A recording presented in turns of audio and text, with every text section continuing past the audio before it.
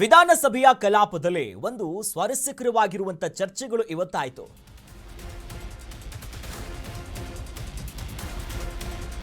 ಅಧಿವೇಶನದಲ್ಲಿ ಇವತ್ತು ಕಲಾಪದ ಸಂದರ್ಭದಲ್ಲಿ ಒಂದು ಸ್ವಾರಸ್ಯಕರವಾಗಿರುವಂತ ಚರ್ಚೆ ಸಾಕ್ತು. ದೇವೇಗೌಡರು ಹಣಕಾಸು ಸಚಿವ ಸ್ಥಾನ ನೀಡಿದ್ರು, ನನಗೆ ಒತ್ತಾಯವನ್ನ ಮಾಡಿ ಆ ಇಲಾಖೆಯನ್ನ ನೀಡಿದ್ರು ಅಂತ ಸಿಎಂ ಹೇಳ್ತಾರೆ.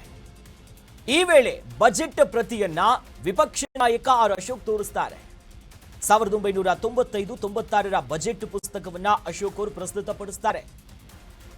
95 ಮತ್ತು 96ರಲ್ಲಿ ಉತ್ತಮವಾದಂತ ಬಜೆಟ್ ಅನ್ನ ನೀವು ಮಂಡಿಸಿದ್ದೀರಿ, ಆದರೆ ಪುಸ್ತಕ ಹರಿದು ಹೋಗಿದೆ ಅಂತ ಅಶೋಕ್ ಅವರು ಮಾತನಾಡ್ತಾರೆ.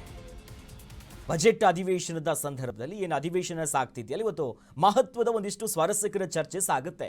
ಪ್ರಮುಖವಾಗಿ ನಮ್ಗೆಲ್ರಿಗೂ ಗೊತ್ತು, ಸಿದ್ದರಾಮಯ್ಯನವರು ಮೂಲ ಎಲ್ಲಿಂದ ಬಂದ್ರು, ಈ ಹಣಕಾಸು ಸಚಿವರಾಗಿ ಅವರು ದಾಖಲೆಯ ರಾಮಯ್ಯ ಅನ್ಸ್ಕೊಂಡಿದ್ದು ಈ ಮೂಲ JDS ನಿಂದ ಬಂದಿರುವಂತ ಬೇರು. ಇವತ್ತು ಬಹಳ ಪ್ರಮುಖವಾಗಿ ಸಿಎಂ ಒಂದು ಮಾತನಾಡ್ತಾರೆ. ದೇವೇಗೌಡರು ಹಣಕಾಸು ಈ ಸಚಿವ ಸ್ಥಾನವನ್ನು ನನಗೆ ಕೊಟ್ಟಿದ್ರು, ನನಗೆ ಒತ್ತಾಯವನ್ನು ಮಾಡಿ ಆ ಇಲಾಖೆಯನ್ನ ವಹಿಸಿದ್ರು ಅಂತ ಸಿಎಂ ಹೇಳ್ತಾರೆ.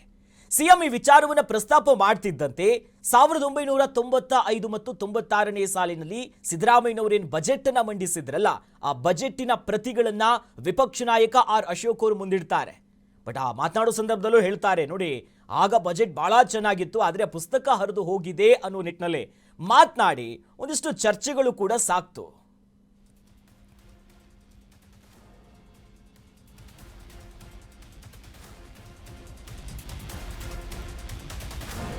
ಮುಂದುವರೆದಂತೆ ಇವತ್ತಿನ ಕಲಾಪದಲ್ಲಿ ಸಾಕಷ್ಟು ವಿಚಾರಗಳ ಚರ್ಚೆ ಆಯಿತು. ನೋಡಿ, 100 ಕುರಿಯನ್ನ ಎಣಿಸಲಾಗದವನು ಬಜೆಟ್ ಮಂಡನೆ ಮಾಡಿದ್ರು ಅನ್ನುವಂಥ ಒಂದಿಷ್ಟು ಮಾತಿತ್ತು. ಬಜೆಟ್ ಲೆಕ್ಕ ಹಾಕ್ತಾನಾ ಅಂತ ಟೀಕೆ ಮಾಡಿದ್ರಂತೆ. ಈ ರೀತಿಯಾಗಿ ಸಿಎಂ ಸಿದ್ದರಾಮಯ್ಯನವರು ಇವತ್ತು ಹೇಳಿಕೊಂಡಿದ್ರು, ನಿಮ್ಮನ್ನ ದೇವೇಗೌಡರು ಸಚಿವರಾಗಿ ಮಾಡ್ತಾರೆ, ಜೊತೆಯಲ್ಲಿ ಹಣಕಾಸು ಸಚಿವರನ್ನಾಗಿ ಅವರೇ ಮಾಡಿದ್ದು ಈ ಹಿಂದೆ ಇತಿಹಾಸ ಅದು ಅಂತ ಅಶೋಕ್ ಅವರು ಪ್ರಸ್ತಾಪ ಮಾಡ್ತಾರೆ. ಹಾಗಾಗಿ ದೇವೇಗೌಡರಿಗೆ ಧನ್ಯವಾದವನ್ನ ಹೇಳಿ ಅಂತ ಅಶೋಕ್ ಅವರು ಪ್ರಸ್ತಾಪ ಮಾಡ್ತಾರೆ. ಈ ವೇಳೆ ಮಧ್ಯ ಪ್ರವೇಶಿಸಿ ಸಿಎಂ ಸಿದ್ದರಾಮಯ್ಯನವರು ಕೂಡ ಮಾತನಾಡ್ತಾ ಹೋಗ್ತಾರೆ. ನೋಡಿ, ಸದನಕ್ಕೆ ತಪ್ಪು ಸಂದೇಶ ಹೋಗಬಾರದು ಅಂತಾರೆ.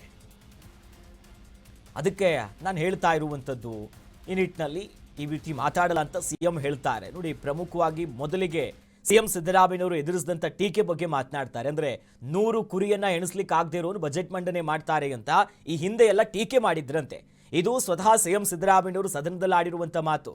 ನಂತರದಲ್ಲಿ ನಿಮ್ಮನ್ನು ದೇವೇಗೌಡರು ತಾನೇ ಸಚಿವರಾಗಿ ಮಾಡಿದ್ದು, ಅವ್ರ ಬಗ್ಗೆ ಮಾತನಾಡಿ ಅನ್ನೋದಾಗ ಅಶೋಕ್ ಅವರು ಹೇಳ್ತಾರೆ. ಬಟ್ ಆಗ ಸಿಎಂ ಕೂಡ ಮಧ್ಯ ಪ್ರವೇಶಿಸಿ ಒಂದಿಷ್ಟು ಮಾತುಗಳು ಕೂಡ ಸಾಕ್ತಲ್ಲಿ. ಜೊತೆಲಿ ಈ ಹಿಂದೆ ದೇವೇಗೌಡರು ಮುಖ್ಯಮಂತ್ರಿ ಆಗಿದ್ರು, ಜೊತೆಲಿ ಜಾಲಪ್ಪ ಅವರ ಕಚೇರಿಯಲ್ಲಿ ಒಂದಿಷ್ಟು ಮೀಟಿಂಗ್ ಕೂಡ ನಡೆದಿತ್ತು. ಸಚಿವ ಸ್ಥಾನ ಆಯ್ಕೆ ಕುರಿತು ಸಭೆ ಕೂಡ ಮಾಡಿದ್ರು. ಜೊತೆಲಿ ನಾನು ಕಂದಾಯ ಇಲಾಖೆಯನ್ನ ಕೊಡುವಂತೆ ಕೇಳಿದ್ದೆ, ಆಗ ಜಾಲಪ್ಪನವರು ಕಂದಾಯ ಇಲಾಖೆಯನ್ನ ಕೇಳಿದ್ರು. ಆಗ ದೇವೇಗೌಡರು ಜಾಲಪ್ಪಗೆ ರೆವಿನ್ಯೂವನ್ನ ಕೊಟ್ಟರು, ಕಂದಾಯ ಇಲಾಖೆ ನಂಬಿಕಸ್ತ ಬೇಕು ಅಂತ ನನಗೆ ಹಣಕಾಸು ಇಲಾಖೆಯ ಜವಾಬ್ದಾರಿಯನ್ನ ಕೊಟ್ಟಿದ್ರು. ಇದು ಮಾನ್ಯ ಮುಖ್ಯಮಂತ್ರಿಗಳ ಮಾತು. ನನಗೆ ಎಕನಾಮಿಕ್ಸ್ ಗೊತ್ತಿಲ್ಲ ಅಂತ ನಾನು ಹೇಳಿದೆ ಅವ್ರಿಗೆ, ಆದರೂ ಕೂಡ ಒತ್ತಾಯ ಮಾಡಿ ಹಣಕಾಸು ಸಚಿವ ಸ್ಥಾನವನ್ನು ನನಗೆ ಕೊಟ್ಟಿದ್ರು. ಈ ವೇಳೆ ಮಧ್ಯಪ್ರವೇಶಿಸಿದಂಥ ಸಿಎಂ ಸಿದ್ದರಾಮಯ್ಯ ಅವತ್ತು ಕೊಟ್ಟಿದ್ದಕ್ಕೆ ನಾನು ಇವತ್ತು ಈ ಸ್ಥಾನಕ್ಕೆ ಬಂದಿದ್ದೀರಿ, ಜೊತೆಲಿ ಇಷ್ಟು ದಾಖಲೆಯ ಬಜೆಟ್ ಅನ್ನು ನೀವು ಮಾಡಿದ್ದೀರಿ, ಅಂದು ನೀವು ಹಣಕಾಸು ಸಚಿವರಾಗದೇ ಇದ್ದಿದ್ರೆ ಮುಂದೆ ಎಂದೂ ಕೂಡ ಹಣಕಾಸು ಸಚಿವರು ಆಗ್ತಿರ್ಲಿಲ್ಲ. ಹಾಗಾಗಿ ದೇವೇಗೌಡರಿಗೆ ಧನ್ಯವಾದವನ್ನ ಹೇಳಿ ಅಂತ ಅಶೋಕ್ ಅವರು ಹೇಳ್ತಾರೆ. ಒಂದಿಷ್ಟು ಸಿದ್ದರಾಮಯ್ಯನವರ ಕಾಲೆಳೆಯುವ ಕೆಲಸವನ್ನ ವಿಪಕ್ಷ ನಾಯಕ ಆರ್ ಅಶೋಕ್ ಅವರ ಈ ಸಚಿವ ಸ್ಥಾನ ಇದೆಯಲ್ಲ, ಹಣಕಾಸು ಖಾತೆಗೆ ಸಂಬಂಧಪಟ್ಟಂತೆ ಇವತ್ತು ರಾಜ್ಯದಲ್ಲಿ ದಾಖಲೆಯ ಸಿದ್ದರಾಮಯ್ಯ ಆಗಿ ಏನು ಮಿಂಚುತ್ತಿದ್ದಾರೆ, ಇದಕ್ಕೆ ಸಂಬಂಧಪಟ್ಟಂತೆ ಒಂದಿಷ್ಟು ಕಾಲೆಳೆದಿರುವಂತ ಪ್ರಸಂಗ ನಡೀತು.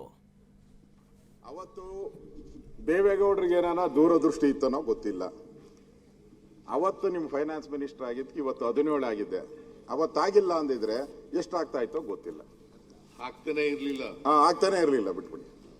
ಅಷ್ಟಕ್ಕಾದ್ರೂ ಅವ್ರಿಗೊಂದು ಧನ್ಯವಾದ ಹೇಳ್ಬಿಡಿ. ನಾನಲ್ಲ, ನೀವ್ ಹೇಳಿ, ನನಗೆ ಬೇಕಾದ್ರೆ 100 ಕುರಿ ಕಾಯಕ್ಕೆ ಬರಲ್ಲ, ಇವನು ಯಾವ ಥರದ್ರೆ ಬಡ್ಜೆಟ್ ಮಾಡ್ತಾನೆ ಅಂತ ಕಾಮೆಂಟ್ ಅವತ್ತು ದೇವೇಗೌಡರು ಫಸ್ಟ್ ಟೈಮ್ ಇವ್ರನ್ನ ಫೈನಾನ್ಸ್ ಮಿನಿಸ್ಟರ್ ಮಾಡಿದ್ರು. ದೇವೇಗೌಡರು ಕುರಿಗಳನ್ನ ಲೆಕ್ಕ ಹಾಕಕ್ಕೆ ಬರದೇ ಇರೋರನ್ನ ದೇವೇಗೌಡರು ಹುಡುಕಿ ಮಾಡಿದ್ರು. ಅವತ್ತು ದೇವೇಗೌಡರಿಗೆ ಏನಾನ ದೂರದೃಷ್ಟಿ ಇತ್ತನೋ ಗೊತ್ತಿಲ್ಲ. ಅವತ್ತು ನಿಮ್ಮ ಫೈನಾನ್ಸ್ ಮಿನಿಸ್ಟರ್ ಆಗಿದ್ದಕ್ಕೆ ಇವತ್ತು 17 ಆಗಿದ್ದೆ. ಅವತ್ತು